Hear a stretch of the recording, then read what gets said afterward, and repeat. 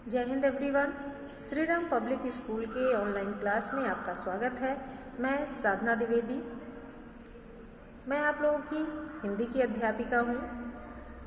जैसा कि मैंने आप लोगों को कल बताया कि कोरोना का जो केस है वो दिन प्रतिदिन बढ़ता जा रहा है, इसलिए हम लोग ऑनलाइन क्लासेस शुरू की हैं।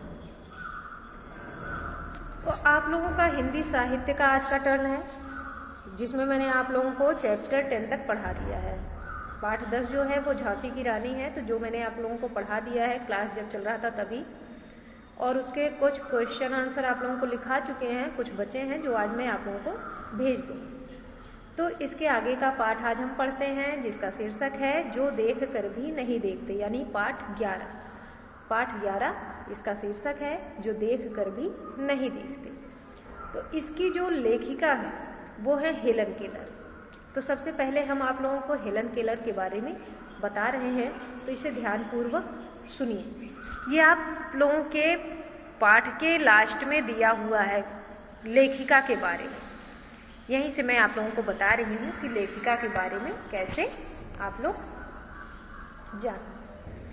तो ये देखिए लेखिका के बारे में यहाँ पे दिया हुआ है। अगर आपको कोई भी दिक्कत होती है, नहीं समझ में आता, तो पाठ के लास्ट में देख लीजिएगा। हेलन केलर का जन्म जो है वो 1880 ईस्वी में अमेरिका में हुआ था। ये एक ऐसा नाम है जो घोर अंधकार के बीच भी रोशनी देता रहा। ये लाइन इसलिए लिखी गई है क्योंकि जो हेलन केलर हैं वो हेलन केलर जिसकी बात हो रही है यहाँ पर, वो कैसी थी? अंधी थी।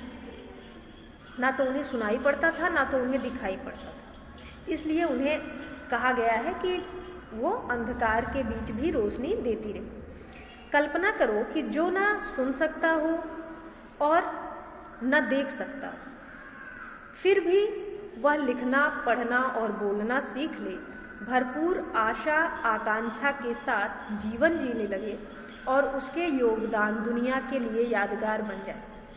ऐसी थी हेलन केलर। जैसे हम लोग हैं वो तो सब कुछ भगवान ने हमें दिया है, आंख, कान, नाक सब सही से काम कर रहे हैं, फिर भी हम काम करना नहीं चाहते, फिर भी कुछ ऐसा नहीं कर सकते कि दुनिया हमें याद करे। लेकिन हेलन केलर जो थी वो आंख ना होते हुए, कान ना होते हुए, मतलब ठीक से काम नहीं कर रहे थे उनके आंख और कान, ये सब ठीक से काम ना करने के बावजूद भी वो बहुत ही मेहनती थी और कुछ ऐसा कर गई जिससे दुनिया याद रखती है। जब वे 1.5 वर्ष की थी, बचपन की एक गंभीर बीमारी की वजह से उनकी देखने और सुनने की शक्ति जाती रही। मतलब 1.5 साल की जब वो थी तभी उनके देखने और सुनने की शक्ति चली गई। लेकिन उन्होंने हार नहीं मानी। मैं आप लोगों को कितना समझाती हूँ कि बच्चों खूब मेहनत करो, खूब मन लगाकर पढ़ो, लेकिन आप लोग ध्यान नहीं देते हो।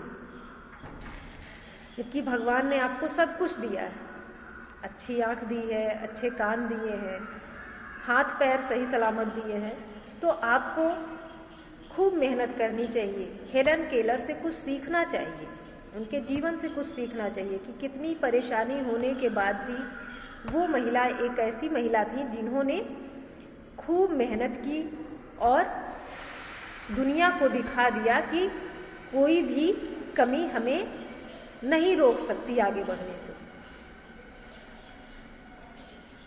कॉलेज के दिनों में ही प्रकाशित अपनी आत्मकथा स्टोरी ऑफ लाइफ में वे लिखती हैं। जब वो कॉलेज के दिनों में थी तभी उन्होंने एक आत्मकथा लिखी थी जिसका नाम था स्टोरी ऑफ लाइफ। उन्होंने उसमें क्या लिखा है ये मैं आप लोगों को बताती हूँ। उन्होंने लिखा है, मुझे तो याद नहीं कि ऐसा कैसे हुआ, लेकिन ऐसा लगता था कि रात कभी खत्म क्यों नहीं होती।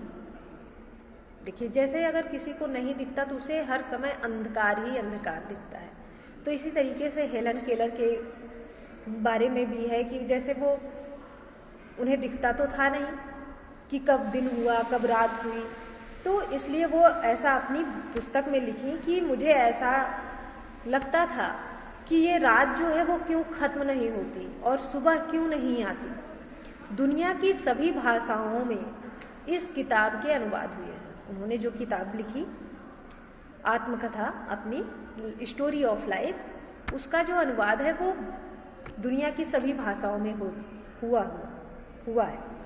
इसके अलावा भी उनकी 10 पुस्तकें और सैकड़ों लेख प्रकाशित हुए हैं। उन्होंने दुनिया भर में घूम घूम कर अपने जैसे लोगों के अधिकारों और विश्व शांति के लिए काम किया। हेलन केलर भारत भी आई थी। मतलब हेलन केलर जो है वो केवल अपने ही देश में नहीं, वो पूरे विश्व में घूम घूम कर सभी के अधिकार के लिए काम करती रही और विश्व शांति के लिए काम करती रही, यहाँ तक कि वो हमारे भारत देश में भी आई थी। तो ये आपका जो है ये पाठ की लेखिका के बारे में मैंने आप लोगों को बता दिया। अब मैं आप लोगों को पाठ के बारे में बताने जा रही हूं। तो देखिए, ध्यानपूर्वक सुनिए। जो देख कर भी नहीं देखते।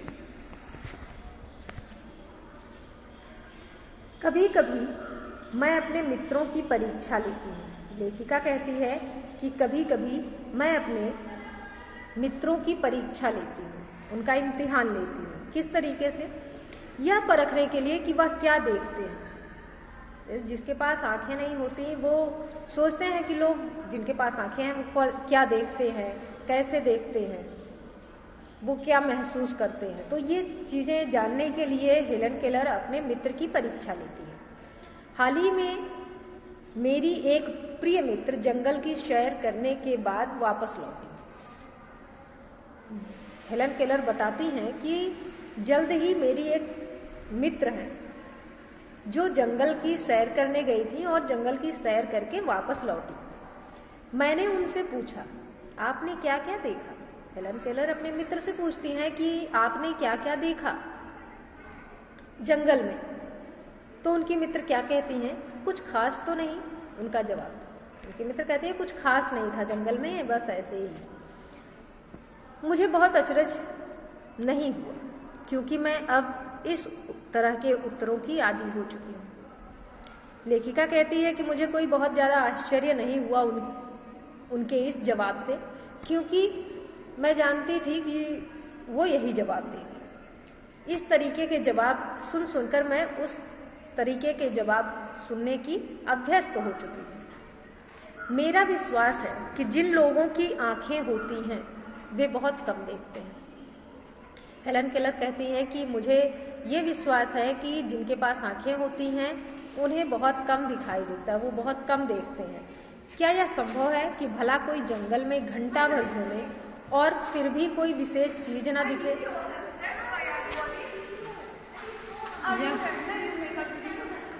लेखिका कहती है कि ऐसा कैसे संभव हो सकता है कि कोई जंगल में घंटे भर तक घूमता रहे और फिर भी उसे कोई विशेष चीजें ना दिखे, मुझे जिसे कुछ भी दिखाई नहीं देता। लेखिका कहती है मुझे, मेरे बारे में सोचो, जो कि मुझे कुछ भी नहीं दिखाई देता, सैकड़ों रोचक चीजें मिल जाती हैं, सैकड़ों मन को अच्छी लगने वाली चीजें मिल जाती हैं जिन्हें मैं छूकर पहचान लेती हूँ। मैं भोजपत्र के पेड़ की चिकनी छाल और पेड़ की खुरदरी छाल को स्पर्श से पहचान लेती हूँ। लेखिका कहती है कि जो भोजपत्र का पेड़ होता है, मैं उसकी चिकनी छाल और फिर चीड़ की जो खुरदरी छाल होती है, ऊपर की परत, छाल यानी ऊपर की परत, उसको छू करके स्पर्श करके पहचान लेती हूँ।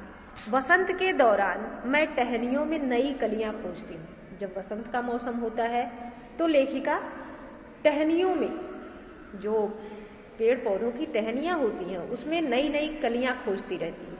मुझे फूलों की पंखुड़ियों की मखमली सतह छूने और उनकी घुमावदार बनावट महसूस करने में अपार आनंद मिलता है। जो आप लोगों ने भी देखा होगा कि जो फूल होते हैं, फूल वो किस तरीके से बने होते हैं, अगर उसको आप ध्यानपूर्वक देखिए तो बिल्कुल उसमें खो जाना होता है। किस तरीके से एक एक पंखुड़ी उसमें लगी होती है, उसमें किस तरीके का डिजाइन बना होता है, तो ये सब चीजें देखकर हम महसूस कर सकते हैं, लेकिन जो लेखिका है हेलन केलर, वो देख तो सकती नहीं, तो केवल वो छू करके, उसका स्पर्श करके उसे महसूस करती है और बहुत ज्यादा खुश होती है। इस दौरान मुझे प्रकृति के जादू का कुछ एहसास होता है। इस दौरान मतलब जब वो बसंत का मौसम चलता है, तो लेखिका कहती है इस समय मुझे ऐसा लगता है कि हाँ, प्रकृति का जादू कुछ तो होता है कभी जब मैं खुशनसीब होती हूं। तो टहनी पर हाथ रखते ही किसी चिड़िया के मधुर स्वर कानों में गूंजने लगते हैं। जब वो 1.5 साल की थी तो उसे चिड़ियों की आवाज तो सुनाई पड़ी होगी। तो वो कहती है कि जब मैं बहुत ज्यादा खुशनसीब होती हूँ, मेरा भाग्य बहुत अच्छा होता है, तो टहनी पर जैसे ही मैं हाथ रखती हूँ, मुझे किसी चिड़िया के मधुर स्वर, मधुर आवाज, मीठी आवाज कानों में मेरे गूंजने लगती है। किसी चिड़िया की मीठी आवाज। अपनी अंगुलियों के बीच झरने के पानी को बहते हुए महसूस कर मैं आनंदित होती हूँ। लेखिका कहती है कि जब झरने के पास जब मैं जाती हूँ, तो वहां पर उसके पानी को अपने हाथ की उंगलियों के बीच से बहते हुए महसूस करती हूँ, और उसे महसूस करके मैं बहुत ज्यादा प्रसन्न हो जाती हूँ, बहुत ज्यादा आनंदित होती हूँ। मुझे चीड़ की फैली पत्तियां या घास का मैदान किसी भी महंगे कालीन से अधिक प्रिय है। जो लोग अपने घरों में कालीन बिछाते हैं खूब महंगे महंगे ला के, तो लेखिका कहती है कि उस कालीन से ज्यादा अच्छे मुझे चीड़ की फैली पत्तियां और घास के मैदान लगते हैं। बदलते हुए मौसम का समा मेरे जीवन में एक नया रंग और खुशियां भर जाता है।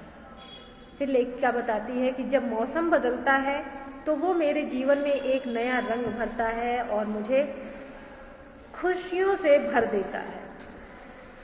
कभी कभी मेरा दिल इन सब चीजों को देखने के लिए मचल उठता है। लेखिका फिर कहती है कि जब इसका मौसम नहीं होता है या होता भी है, तो मेरा जो मन है वो कभी कभी इतना मचलने लगता है कि मैं छूने के बजाय, स्पर्श करने के बजाय उसे देख सकती हूँ। अगर मुझे इन चीजों को सिर्फ छूने भर से इतनी खुशी मिलती है, तो उनकी सुंदरता देखकर तो मेरा मन मुग्ध ही हो जाएगा। फिर लेखिका कहती है कि जो चीजें मैं देख नहीं सकती, केवल छू करके जिनसे मुझे खुशी मिलती है, अगर मैं उसकी सुंदरता को देखूं तो मुझे कितना खुशी होगा। परंतु जिन लोगों की आंखें हैं, फिर लेखिका कहती है कि लेकिन जिसके पास आंखें हैं वे सचमुच बहुत कम देखते हैं, उन्हें ये प्राकृतिक सुंदरता समझ में नहीं आती। इस दुनिया के अलग अलग सुंदर रंग उनकी संवेदना को नहीं छूते। इस दुनिया में बहुत प्रकार के रंग हैं। पेड़ पौधों को देखिए हरे हरे दिखेंगे, घास को देखिए वो अलग हरे रंग के दिखते हैं, ठीक है। तो इस दुनिया में जो है अलग अलग रंग के, अलग अलग सुंदर रंग, उनकी जो संवेदनाएं हैं उनके मन को छू नहीं सकते, छू नहीं पाते। मनुष्य अपनी क्षमताओं की कभी कदर नहीं करता। जो मनुष्य है वो अपनी क्षमता को कभी भी समझता नहीं, अपनी क्षमताओं की कभी कद्र ही नहीं करता है, कभी कदर नहीं करता कि मेरे अंदर इतनी क्षमता है, मैं ये कर सकता हूँ। और फिर भगवान ने अगर मुझे इतनी अच्छी शरीर दी है, इतने काम करने वाले अंग दिए हैं, तो मुझे उसका शुक्रिया अदा करना चाहिए, उसका एहसान मानना चाहिए और उसके दिए हुए इस नियामक चीजों की कद्र करनी चाहिए। वह हमेशा उस चीज की आस लगाए रहता है जो उसके पास नहीं। मनुष्य का ये मानना है कि हमारे पास नहीं है तो हमें वो चाहिए, जो चीज है उसकी कदर वो नहीं करते। यह कितने दुख की बात है कि दृष्टि के आशीर्वाद को लोग एक साधारण सी चीज समझते हैं। अभी मैंने बताया ना कि जो नियामत हमें भगवान के द्वारा मिली है, हमें उस पर बहुत खुश होना चाहिए, हमें उसके लिए भगवान को धन्यवाद देना चाहिए कि ये भगवान आपने मुझे इतना अच्छा शरीर दिया, इतने अच्छी आंखें दी, कान दिए, हाथ दिए काम करने के लिए, तो उसका एहसान मानना चाहिए। जबकि इस नियामत से जिंदगी को खुशियों के इंद्रधनुषी रंगों से हरा भरा किया जा सकता है। तो जो भी भगवान ने हमें दिया है उसके द्वारा ही हम अपने जीवन को खुश कर सकते हैं, जीवन में खुश रह सकते हैं और अपने आसपास के लोगों को भी खुश रख सकते हैं। तो ये आपका पाठ था जो देख कर भी नहीं देखते। इसकी लेखिका आप याद रखिएगा कौन है, हेलन केलर। ठीक, तो ये हो गया। तो अब इसमें देखिए सबसे पहला प्रश्न है, पाठ के अंत में मैं आपको पाठ के बीच से कुछ प्रश्न पूछ रही हूं, उसे आप ध्यानपूर्वक सुनिए और उसके उत्तर आप ध्यानपूर्वक लिख लीजिएगा। लेखिका कभी कभी किसकी परीक्षा लेती थी? पहला प्रश्न हो गया। लेखिका के पूछने पर उसकी मित्र ने क्या जवाब दिया? दूसरा प्रश्न हो गया। लेखिका ने ऐसा क्यों कहा कि यह संभव नहीं कि भला कोई जंगल में घंटा भर घूमे और फिर उसे कोई विशेष चीजें ना दिखे? ठीक है, नेक्स्ट क्वेश्चन देखिए। लेखिका किसको छूकर पहचान लेती थी? किन किन चीजों को छूकर लेखिका पहचान लेती थी? इसके बाद नेक्स्ट क्वेश्चन, कभी कभी लेखिका का दिल जो था वो क्यों मचल उठता था? क्या करने के लिए मचल उठता था? कभी कभी लेखिका का दिल किस चीज के लिए मचल उठता था? ये हो गया।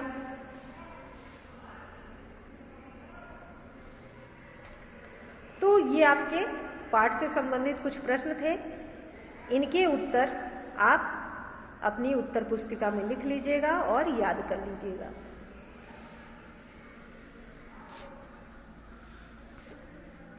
धन्यवाद।